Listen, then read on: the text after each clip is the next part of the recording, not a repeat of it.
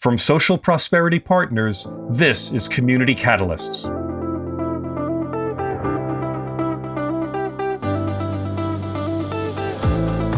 Welcome to Community Catalysts, the podcast about making a difference. I'm your host, Matt Lehrman. Today, we begin a journey to explore the qualities of community leadership and the many paths and forms it can take. Leaders often use words like vision, courage, and collaboration, and our interest here is to understand them not as intangible values, but as specific and practical skills that deserve to be shared, refined, and applied. Every week, my guests open up about a defining moment in their leadership journey and what they learned along the way, the good, the bad, and yes, the ugly. These real-world stories reveal insights about how to make a difference as a leader in your community, whether you're experienced or just stepping up. Let's get started. I'm delighted to welcome Councilmember Audrey Hartness Reese of the City of Westminster, South Carolina. She is also the Reverend Reese, pastor of Westminster Presbyterian Church. Welcome, Audrey. Thank you, Matt.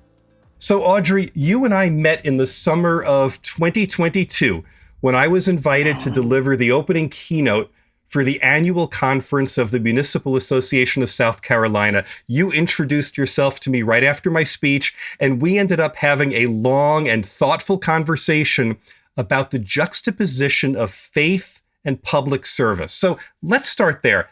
Tell me what it's like for you to hold those two distinct leadership roles in your community. It has proven to be a second calling to be in civic office in an elected position. John Calvin, one of the reasons I decided to go for it was my boss, the moderator of Foothills Presbytery, who serves more like a supervisor, mentor, and pastor to me, said to me when I asked the question about being a pastor and running for office, Audrey, John Calvin, the founder of our faith, said, there's no greater calling than that of civic service. And I have to say that I have found that to be true, that the hats aren't nearly as different as I thought they were going to be. And yet, 11 years into being a pastor, as you pointed out in that conversation in June, that is my identity. That is my role. And so I walk into a city council meeting or a conversation with a constituent wearing that, whether it's necessary or intentional, it's a part of who I am. It's how I identify and how I'm seen in the community. So, Audrey, tell us a bit about the community you serve. I understand it's located in the very northwest corner of South Carolina. You were just telling me in the foothills of the Blue Ridge Mountains, which I imagine is beautiful. I looked it up. The city has a population of, about 2,400 people. What else should we know about Westminster, South Carolina? It is a community that people of literally all walks of life call home, and some unhoused folks as well. I'm imagining that politically you're in a portion of the state that's fairly red, and I'm just kind of curious, what's the political environment like, and is city council a political environment at all? City council is nonpartisan, and it is in a red part of the state. In fact, when I was determining whether or not I was going to run, I called the mayor, who was and still is a good friend of mine, and I said very bluntly, "But Brian, I'm a Democrat."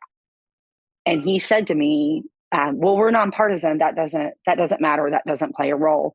And to be honest, I did not believe him, but I would venture to say for the most part, it has rung true that we all come to the table or to the dais with the love of our city first and foremost in our minds and how to best serve. What that looks like is often very different. But the common goal is to serve our people and treat one another with kindness and compassion. In a city of 2,400 or so people, do you pretty much know everyone? Does everyone pretty much know each other? Everyone pretty much knows us. But there are folks that live outside of the city limits that we don't know. There are folks that live in the city limits that or work in the city limits, or live outside of the city limits, that type of thing. Tell us about yourself a little bit personally. Who are you as a person? How did you experience your calling to the clergy and then your calling to public life? So I am the youngest of two. My mom and dad raised me in Newberry, South Carolina, which is a small town. And kind of like Westminster, a little bit bigger. And I, at an early age, knew that I was called to do something different.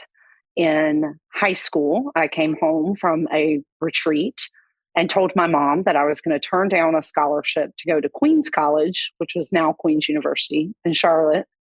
I thought I was going to be a lighting director on Broadway. Interesting fun fact. But I was going to turn that down and I was going to go into the ministry. And so I spent 4 years at Columbia College. At the time, it was an all women's college in religion. And then I landed at Boston University, went into seminary as a Methodist, came out of seminary as a Presbyterian, and urban ministry really, really touched my heart. But I also knew that the burnout factor was fast in urban ministry, and I did not want to burn out. So I found a Christian ed job in South Carolina, made my way back down, married my husband, who was my college sweetheart. We got married in 2009, and I was ordained to the Ministry of Word and Sacrament here at Westminster Presbyterian on February 24th of 2013. And I had been here since. Tell me a little bit more about urban ministry, what that means and what that meant to you specifically. So urban ministry is really broad in is city ministry versus suburban or rural ministry. So it's active and it can look like anything. At Fourth Presbyterian, it looks like people from across the city of Boston gathering for worship and study and meals. And you can have in one pew a seminary professor and a recovering addict or a gang member or an active gang member or an active addict or an unhoused person.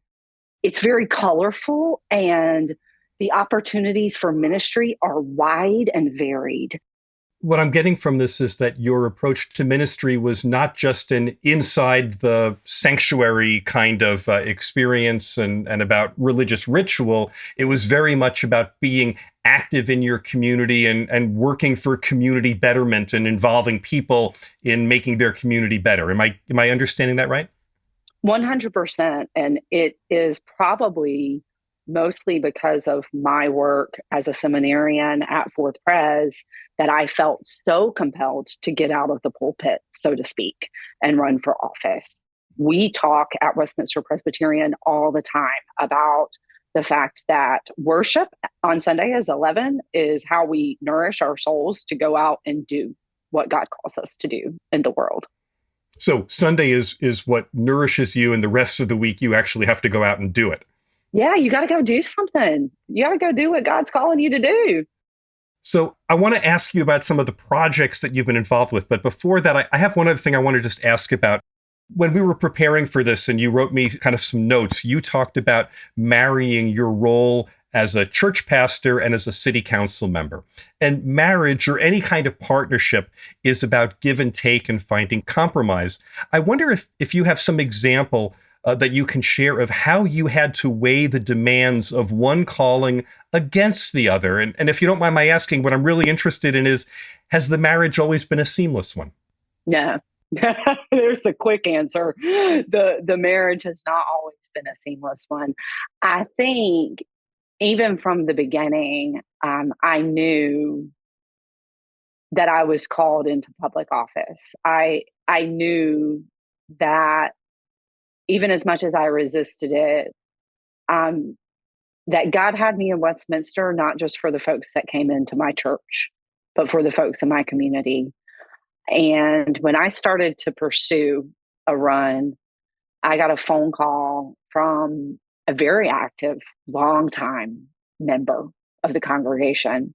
I would venture to say a beloved member of the congregation, and I would go so far as to say a progressive member of the congregation, who was very concerned about this marriage. She was concerned about, and I heard a lot of it. There was concern about what happens if people start blasting city council? How does that splatter back on the church? In fact, I remember one of my elders, one of our leaders saying that blood is going to splatter back to our church because you're the face of our church. I just said, if I'm wrong about this, God will close the door. So while it has not always been seamless, I think that it provides me with a very unique opportunity on council to bring that moral high ground. And it also provides me an opportunity in my role as a pastor to say to my folks, not to sound trite, but to practice what I preach. I tell them to get fed on Sunday mornings and then go do what God is calling them to do. So yeah, it is, in my opinion, it provides a different way to do both, to govern church and community. I want to make sure I understand. In your experience, I think we're going to talk about this in a minute, but just overall, it's not that you haven't had stuff splatter back on you because you were on council, but you and the church have been able to, withstand that or endure that or deal with that. It's not been a deal breaker. Right. It has definitely not been a deal breaker. And I will say that because our city council works really hard to maintain civility, which is one of the Municipal Association of South Carolina's goals for all of us, because that's at the forefront of our agenda, so to speak. The splatter has been much less severe than it has been in the past. So we're coming out of a season of about 8 years of some pretty serious smearing of city council because city council was so divisive and could not get along. This council, for the past almost 2 years now that we have been serving together, has gotten along beautifully. And I think that has made a difference in the splatter.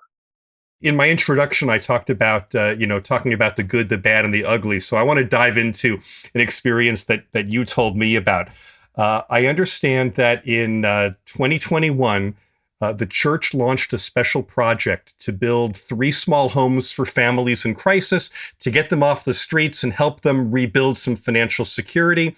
The church formed a nonprofit corporation and made plans to buy property from the city, which the city was willing to sell, but apparently wasn't willing to let you build on. So can you pick up the story of why the Planning Commission and then your fellow city council members denied the request? And was the project controversial in the community, or were the issues really just kind of technical issues? Kind of walk us through that, Audrey. I'm so glad you asked about that. It was a little bit of both. So we thought, we being the city administrator, the codes officer, and myself, thought that the piece of property, which we call the Riley Street property, that'll just make it easy, the Riley Street property needed to be rezoned in order for us to put 3 homes there. That was Westminster Hope Community's vision. 3 small homes to help unhoused members of our community in crisis. And I'm sorry, Westminster Community Hope is the name of the nonprofit that the church created, right? Westminster Hope Community. So we call it Westminster Hope for short. And so Westminster Hope's request to buy the property for $10,000 passed. The city administrator and codes officer then sent the request to the Planning Commission for the rezoning, to rezone it to be a multifamily residential use parcel. And in that Planning Commission meeting, our city staff did not expect controversy. So they didn't encourage anybody from Westminster Hope to go to present the request. So we didn't go. And this request came to the Planning Commission with no voice in the audience to say, hey, this is who we are and this is what we're trying to do. The chairperson of the Planning Commission is a member of the church. At this point in time, the church the nonprofit does not have any members of its board that are not members of Westminster Presbyterian. So we're very, very linked. And it's like our child, basically. So much so that I abstain and remove myself from conversations when we're having conversations in council. So we don't go to this planning commission meeting to talk about who we are and what we do. And the planning commission ultimately did not pass the request for rezoning 2-2. 2 said yes, 2 said no. Chairperson abstained because of her role as a member of Westminster Presbyterian Church. Okay. When it did not pass planning commission, what was articulated and communicated to the public was a huge question of who we were as a nonprofit, because we're a startup. They hadn't heard of us. They didn't know who we were. They weren't really paying attention to the 6 times that we had been to city council meetings before we ever made it to planning commission. So that was one. The other concern that the planning commission had was the location of the property. The Riley Street property sits, and this is how vision and viewpoint, this is how perspective is different from one person to the other. So the piece of property sits right across the street from government housing complexes, HUD housing. And we at Westminster Hope Community saw that as a great thing. We thought that it would help our unhoused people work towards stability to move into government-assisted housing, right? Right down the street from the government-assisted housing is a habitat community where homes have been built. So what we envisioned was this being their starting point to stability. What someone on the planning commission raised that we had not even considered is there's a pretty significant drug trafficking activity happening along Riley Street from one end of it to the government housing projects, with our property sitting in the middle.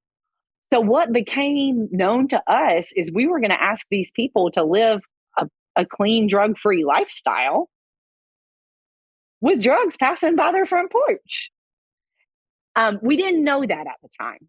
And so when we saw the article in the newspaper come out about the planning commission not approving the request, it landed on the day of a city council meeting.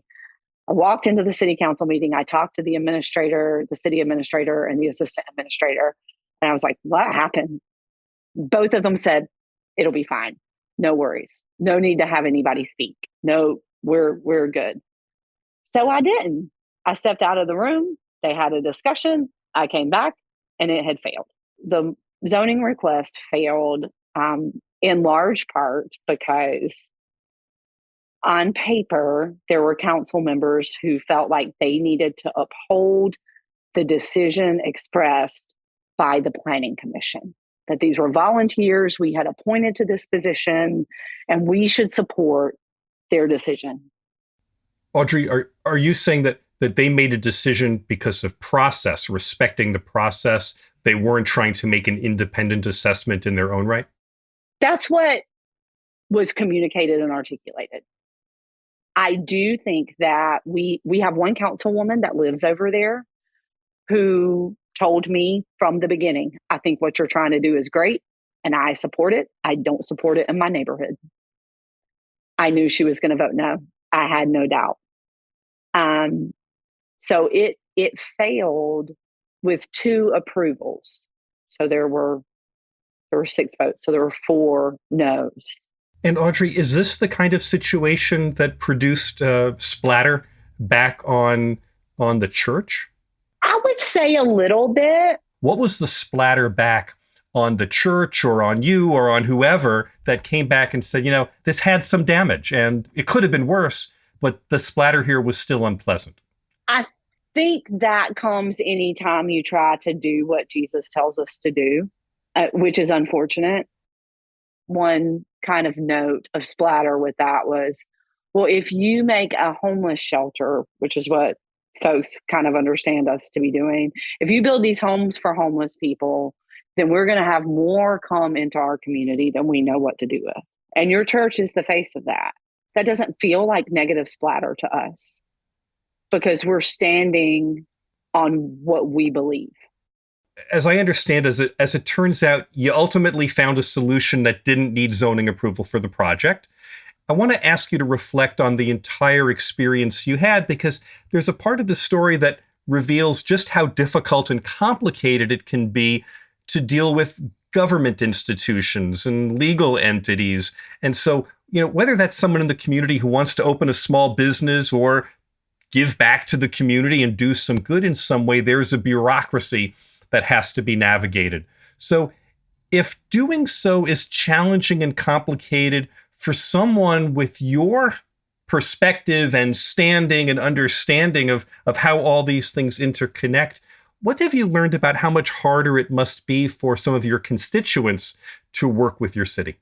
So I think one of the things that it's done for me personally as a council member is it's made me want to connect potential business owners and constituents with the people that can answer their questions sooner rather than later. That's the lesson for me, is I feel like we should have been asking different questions in an effort to avoid some of the gut punches that we experienced. And so I'm grateful that we have commissions and committees that ask these tough questions, but I also think that it increases my awareness of how difficult the process is. So how can I continue to educate myself to help a future business owner? So if someone was coming onto your city council fresh right now, what advice would you give them, so that they could better govern in those situations in the future? I would tell a new council member to learn the ins and outs, to go to a planning commission meeting, to sit down with the codes officer, and to make friends with the person that wants to open the exotic reptile shop down the street, so that you can learn alongside of them what this process is like to open a business, to start an organization, to buy property from the city, if that is part of your plan or your dream or your goal. That's terrific, Audrey. So I have 3 final questions I want to ask you, kind of short and sweet. Just want to get your quick take on something. First off, as a leader in your community specifically, what is something that you're passionate about accomplishing in the future, and why is that important to you? I am passionate about starting Westminster Hope Community as a physical property, either in one house or our vision, our extended vision of 3 small homes for unhoused, because I am passionate about my city having room for everyone. This goes back to your urban ministry experience, doesn't it? This is you want to affect the city, the actual community, not just the religious life of the community. Right. And you have helped me kind of connect those 2 dots. I hadn't before today, but it is very much all rooted and grounded in my experience at Fourth Pres. I want you to reflect inward for a moment. I want to ask you, what is something that you could still learn or get better at to be an even more effective and successful leader for your community? And in other words, if someone were investing in you personally, what knowledge or skills would you want to acquire? I think it goes back to what we were just talking about. I think I want to learn what all of the steps are to do something in our community, like open a business, like start a nonprofit. I think I want to know better what that process looks like. I want to ask you what word of encouragement you would offer to someone who aspires to leadership in their own community, but's feeling like they face insurmountable challenges or self-doubt. What advice do you have for leaders elsewhere? It starts with a step. A marathon runner doesn't set out with a new pair of shoes and their running outfit on day 1 and run 26.2. Sometimes they don't even step out of the door for the first time and run a mile. Sometimes they run an eighth of a mile. My advice is to go forth and do that which you can do no other. To answer however you understand it, answer the call, answer the voice that just won't stop nagging you, answer your gut, and surround yourself with people that are going to educate you along the way. Well, that wraps up this episode of Community Catalysts. A big thank you to our guest, council member and Reverend Audrey Hartness Reese, for so generously sharing her experiences and wisdom. Special thanks too to Kerry Lengel, Jenna Maisel, and our executive producer, John Little. This episode was edited by Nick Living the Dream Tantillo. Social prosperity is the wealth that's created when people work together courageously.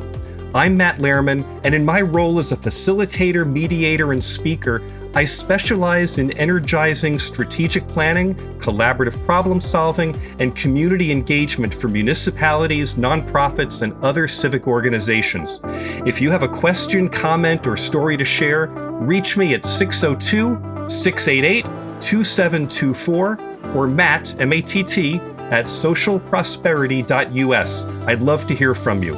We'll be back soon to learn from another Community Catalyst.